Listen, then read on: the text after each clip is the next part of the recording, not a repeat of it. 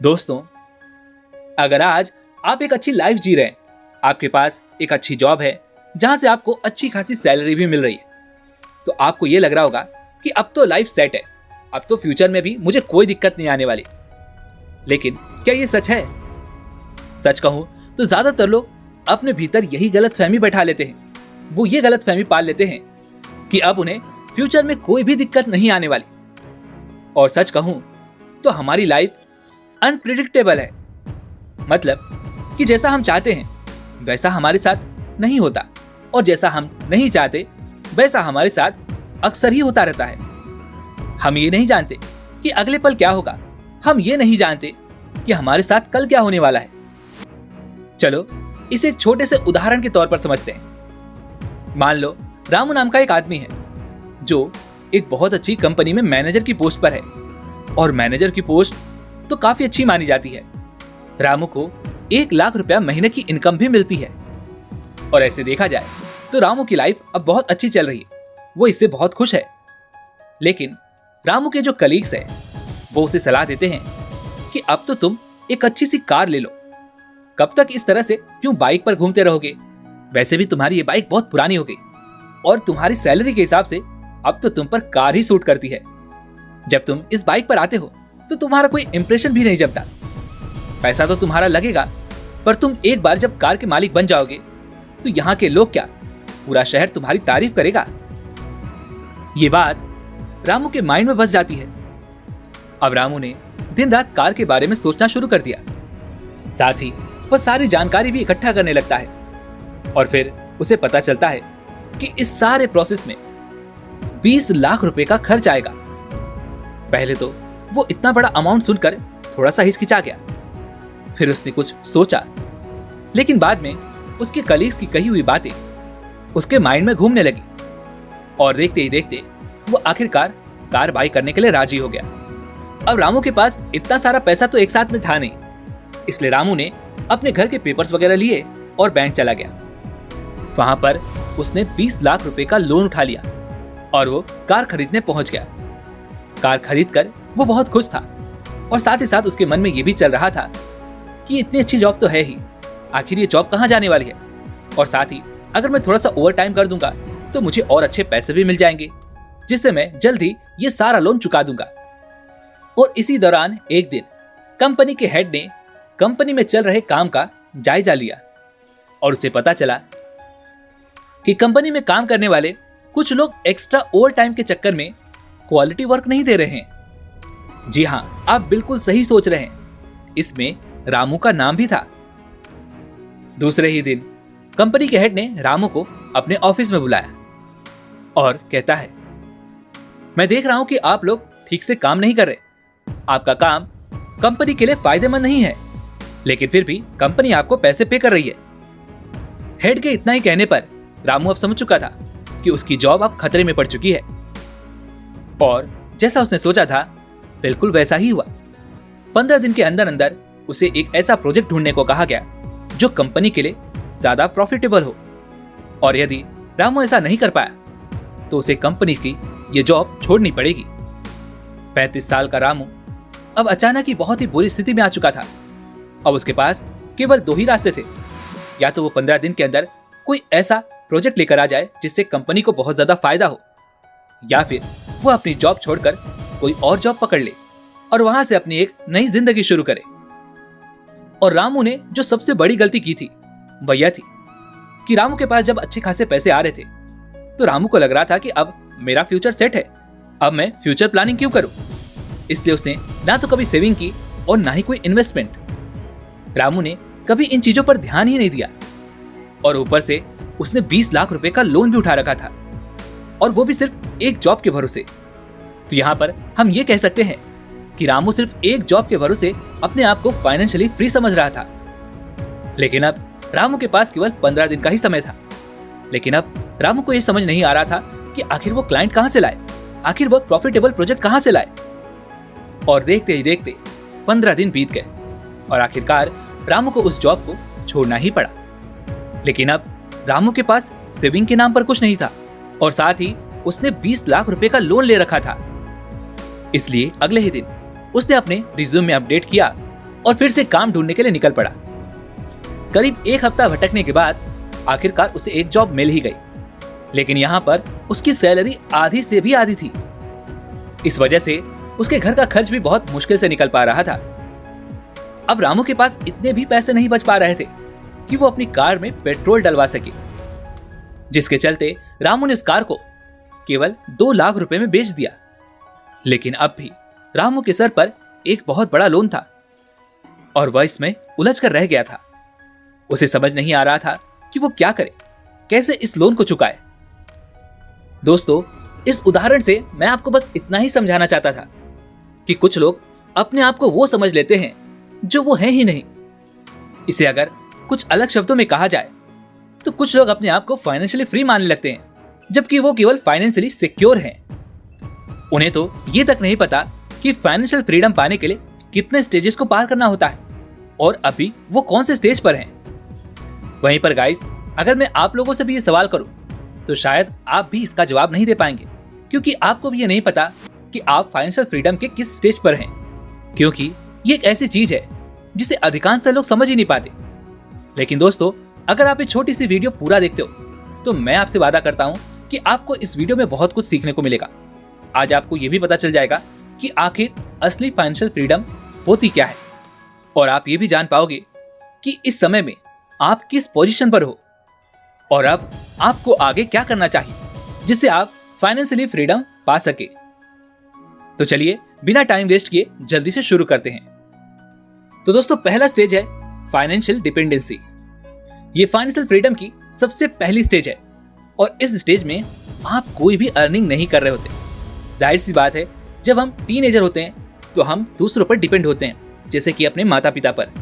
ऐसे में हमें कोई भी चीज की अगर जरूरत पड़ जाती है तो अपने पेरेंट या फिर अपने गार्जियन से हमें पैसे मांगने होते हैं। और यहाँ पर ये कोई भी बड़ी बात नहीं, क्योंकि हम सभी लोगों को बचपन में इस स्टेज से गुजरना ही पड़ता है।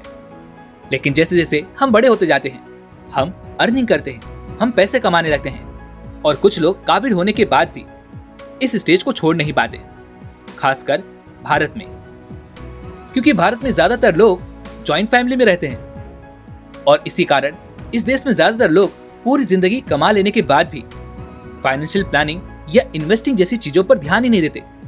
और जब वो कमाने लायक नहीं रहते, अर्थात जब वो बूढ़े हो जाते हैं, तो पुनः अपने बच्चों पर डिपेंड हो जाते हैं और फिर से वो इसी स्टेज पर आ जाते हैं।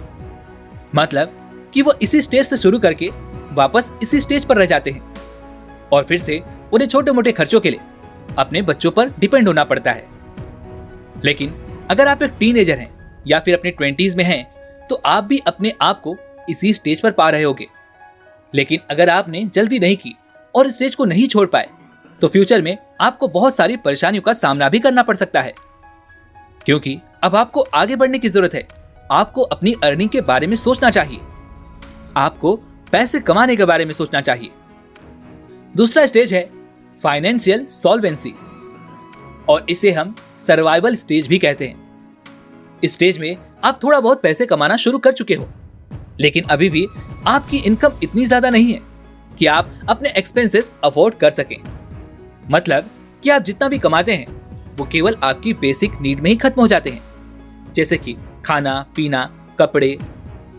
ये जो बेसिक जरूरत है, इन्हीं में आपका सारा पैसा खत्म हो जाता है। और इस स्टेज में ना तो आपके पास इमरजेंसी फंड होता है और ना ही कुछ सेविंग्स। और ऐसे में आप ये जानकर हैरान हो जाएंगे, इस स्टेज पर दुनिया की लगभग 80% जनता अपना पूरा जीवन बिता देती है। और यदि आप भी इस स्टेज पर हैं, तो आपको भी ये समझ में आ रहा होगा कि इस स्टेज पर फाइनेंशियली फ्री होने के बारे में सोचना भी लगभग नामुमकिन है, क्योंकि इस स्टेज पर ना तो हम इतना कमा रहे हैं कि हम कुछ पैसा बचा सके और ना ही इन्वेस्ट करने के बारे में सोच सकें। इसलिए इस स्टेज पर ज्यादा दिन तक टिके रहना आपके लिए खतरे की घंटी होता है और पूरी लाइफ आपको दूसरों की तरक्की देखकर ही बितानी पड़ती है। वैसे अगर आप इस स्टेज से निकलना चाहते हैं तो इसके ऊपर हमने ऑलरेडी एक वीडियो बना रखी है, उसका लिंक आपको नीचे डिस्क्रिप्शन बॉक्स में मिल जाएगा, तो आप जाकर के उसे जरूर देखिएगा। चलिए बात करते हैं तीसरे स्टेज की, और तीसरा स्टेज है फाइनेंशियल स्टेबिलिटी। और ये स्टेज पूरा का पूरा मनी सेविंग्स पर ही बेस्ड है। इस स्टेज में आप अच्छा खासा कमा रहे हो और उसमें से आप पैसे बचा भी पा रहे हो। और स्टेज में हम इसी पर ध्यान देते हैं दोस्तों, अगर आप अपने और अपनी फैमिली की सारी मंथली एक्सपेंसेस आसानी से मैनेज कर पा रहे हो और उसके साथ कुछ पैसे भी सेव कर पा रहे हो, तो समझ लेना कि आप इसी स्टेज पर हो। और स्टेज में अगर आपको कोई भी फाइनेंशियल प्रॉब्लम आती है, जैसे कि कुछ समय के लिए नौकरी का ना होना, या फिर मेडिकल इमरजेंसी, या फिर ऐसी और कोई जरूरत जिसमें आपको कर्ज लेने की जरूरत पड़ जाए, तो ऐसे में आप कर्ज नहीं लेते, बल्कि इन खर्चों को आप अपनी सेविंग से ही मैनेज कर लेते हो। और सिर्फ इतना ही नहीं, अगर आपके पास कोई लोन या कर्जा है तो उसे भी आप इजीली मैनेज कर पाते हो। Stage number 4, financial security. इस स्टेज में आप एक्टिवली तो पैसे कमा ही रहे होते हो, साथ ही साथ आप पैसिवली भी इनकम कमा रहे होते हो।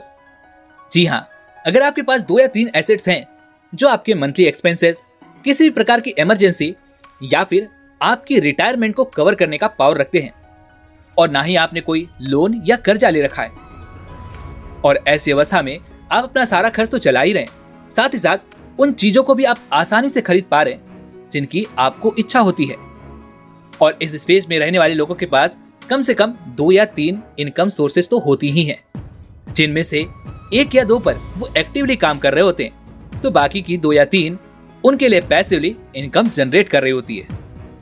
और दोस्तों, अगर आप पैसिवली इनकम जनरेट करना चाहते हैं तो इसके ऊपर भी हमने एक वीडियो बना रखा है, आप जाकर के उसे जरूर चेकआउट कीजिएगा। उसका भी लिंक आपको नीचे डिस्क्रिप्शन बॉक्स में मिल जाएगा। Stage number 5, financial reliability. दोस्तों, इस स्टेज में रहने वाले लोगों के पास 1 या 2 नहीं, बल्कि मल्टीपल इनकम सोर्सेस होते हैं, और इन सोर्सेस को रन कराने के लिए वे अकेले ही नहीं बल्कि मल्टीपल लोगों को हायर भी करते हैं। मतलब आप एक्टिवली इतना काम नहीं कर रहे, आपने यहाँ पर इतने सारे इनकम सोर्सेस क्रिएट कर लिए हैं जो आपके लिए शॉर्ट टर्म और लॉन्ग टर्म में रिटर्न बनाकर दे रहे हैं। यहाँ पर आपके एक्सपेंसेस खुद के कमाए हुए पैसों से नहीं, बल्कि इन्वेस्टमेंट के पैसों से चलता है, जिसे हम रिटर्न भी कहते हैं। वहीं पर अगर आप वर्ल्ड टूर पर जाते हैं, कोई एक्सपेंसिव चीज बाय करते हैं, या फिर किसी चैरिटी में डोनेट करते हैं, तो इस प्रकार के सारे खर्च आपकी सेविंग्स या फिर आपकी सैलरी से नहीं, बल्कि आपके रिटर्न से जाता है। अगर आप इस स्टेज पर हैं तो आप मान सकते हैं कि आप फाइनेंशियली रिलायबल हैं। लेकिन इसका यह मतलब नहीं है कि आप काम करना छोड़ दें। अब भी आपको काम तो करना ही पड़ेगा, ताकि आप अपनी इनकम को और भी मैक्सिमाइज कर सकें और लॉन्ग टर्म में और भी ज्यादा इनकम सोर्सेस क्रिएट कर सकें। Stage number 6, financial freedom. जी हाँ दोस्तों, फाइनली आप इस स्टेज पर आ चुके हैं जिसका हर कोई सपना देखता है, क्योंकि यहाँ पर आने के बाद ना तो आपको पैसों के लिए काम करने की जरूरत पड़ती है और ना ही अपने फ्यूचर की चिंता करने की कोई जरूरत होती है। यहाँ आपके पास इतने सारे एसेट्स होते हैं जो आपको लगातार पैसे कमा कर दे रहे होते हैं, और ऐसे में अगर आप एक्टिवली वर्क ना भी कर रहे हो तो भी आपको चिंता करने की कोई जरूरत नहीं पड़ती। आप अपना काम इजीली छोड़ सकते हैं। लेकिन कई लोग इस स्टेज पर आने के बाद कुछ गलत डिसीजन लेने लगते हैं, जिस कारण वो अपने फाइनेंशियल फ्रीडम को ब्रेक करने लगते हैं, क्योंकि इतना सारा पैसा आ जाने के बाद उनके शौक बदलने लगते हैं और वो अपनी मैक्सिमाइज वेल्थ को गलत जगह यूज करने लग जाते हैं। और शुरुआत में तो उन्हें इस बात का तनिक भी अंदाजा नहीं होता, लेकिन बाद में धीरे धीरे वो गरीब होते चले जाते हैं। इसलिए फाइनेंशियली फ्री होने का मतलब ये भी नहीं कि आप सब कुछ भूल बैठो, बल्कि आपको इससे आगे जाने के बारे में सोचना चाहिए। आपको अगले स्टेज पर जाने के बारे में सोचना चाहिए, और अगला स्टेज है फाइनेंशियल अबंडेंस। फाइनेंशियली इंडिपेंडेंट होने की जर्नी में ये लास्ट स्टेज होती है। अब आप लाखों करोड़ों कमाने के नहीं, बल्कि आप डोनेट करने के काबिल हो गए हो। यहाँ आपके पास कई सारी प्रॉपर्टीज होती हैं, कई सारे इनकम सोर्सेस होते हैं, जहां से आपको मंथली रिटर्न आता रहता है। यहाँ आपको किसी प्रकार की कोई टेंशन नहीं होती, क्योंकि आपके पास इतना सारा पैसा होता है जो आप ही नहीं बल्कि आपकी आने वाली पीढ़ी भी बैठकर खा सकती है। फाइनेंशियल अबंडेंस आपको ऐसी लाइफ देगा जिसका आप सिर्फ सपना ही देखते थे। इस स्टेज में आने के बाद आप जो चाहो वो कर सकते हो, और आपके पैसे कभी खत्म नहीं होंगे। दोस्तों, उम्मीद करता हूं कि आपको ये वीडियो जरूर पसंद आई होगी, तो इस वीडियो को लाइक और अपने दोस्तों के साथ शेयर भी जरूर कीजिएगा। और साथ ही साथ दोस्तों, कमेंट करके मुझे ये भी जरूर बताइएगा कि आप कौन से स्टेज पर हो। वैसे अगर आप हमारे चैनल पर नए हो तो चैनल को सब्सक्राइब और घंटी बटन को भी जरूर दबा दीजिएगा, ताकि आपको ऐसी ही वीडियोस लगातार मिलती रहें। चलिए मिलते हैं अगले मंडे ठीक इसी समय पर। तब तक के लिए अपना ख्याल रखिए। धन्यवाद।